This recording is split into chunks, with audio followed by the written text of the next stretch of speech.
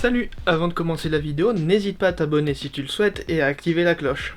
Inventée dans les années 50 par IBM, cette technologie a permis à l'informatique de faire un pas de géant dans le monde de tous les jours. Vous l'avez deviné et vous l'avez vu dans le titre, on va parler des disques durs.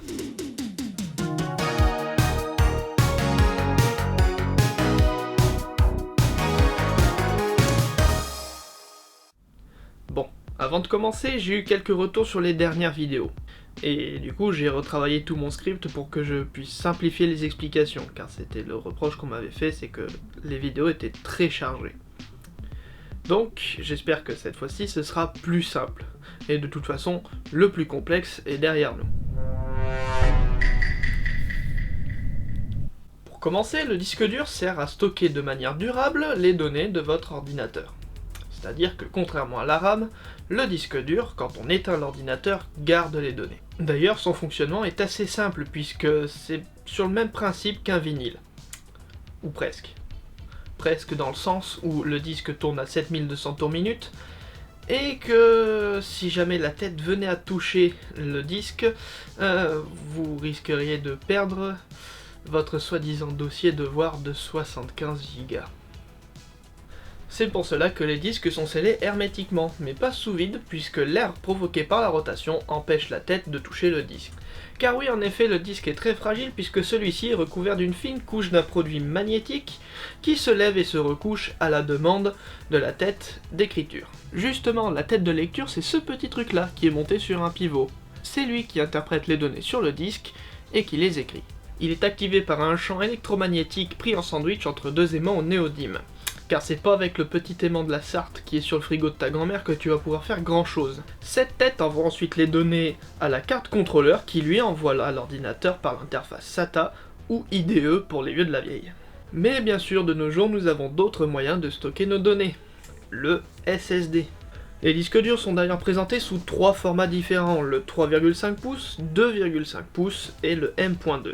Les SSD n'utilisent d'ailleurs que le 2,5 pouces et le M.2. Le SSD pour Solid State Drive est un moyen non mécanique de lire et de garder les données.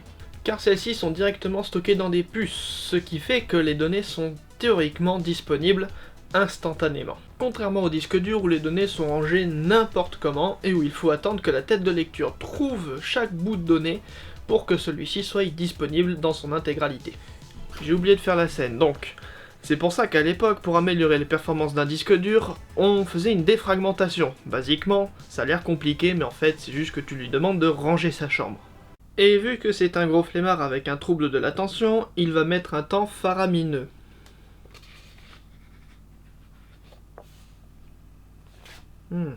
En revanche, il est très déconseillé de le faire sur un SSD, car oui, celui-ci est déjà rangé en fait. Du coup, ça fait que le SSD va re-ranger ce qui est déjà rangé, et ça va utiliser des cycles d'écriture et de lecture pour rien. Car contrairement à un disque dur, le SSD a une durée de vie plus limitée. Ne paniquez pas, elle est relativement longue quand même, hein. Mais bon, vu qu'il y a de la vitesse d'écriture, il fallait bien un compromis. Tout ça pour dire qu'il est plutôt conseillé d'avoir un SSD et un disque dur en même temps dans l'ordinateur, car oui, le SSD lui va s'occuper de stocker rapidement les données et d'avoir Windows d'installer dessus pour que celui-ci puisse être beaucoup plus rapide à la réponse. Et si vous voulez garder vos images et ce genre de choses, et ben vous mettez tout ça sur votre disque dur. C'est beaucoup plus simple et c'est beaucoup plus rapide. D'ailleurs, en 2022, il est juste conseillé d'avoir un SSD de 256 Go, pour les choses basiques, et d'avoir un disque dur de minimum 1 Tera pour pouvoir faire vos archives dans votre ordinateur. Sur ce, j'espère que cette vidéo vous aura plu, n'hésitez pas donc à vous abonner, à activer la cloche. Je suis disponible évidemment sur mon Discord, qui donc aura le lien dans la description, et je vous invite à aller voir mes dernières vidéos que j'ai faites il y a un peu plus longtemps, j'avoue j'ai mis un petit peu plus de temps. La vie a décidé que j'avais pas forcément le plus de temps pour faire une vidéo, mais je l'avais prévue depuis longtemps celle-ci, donc ne vous inquiétez pas, la prochaine sera beaucoup plus rapide à venir. Sur ce, je vous dis à la prochaine.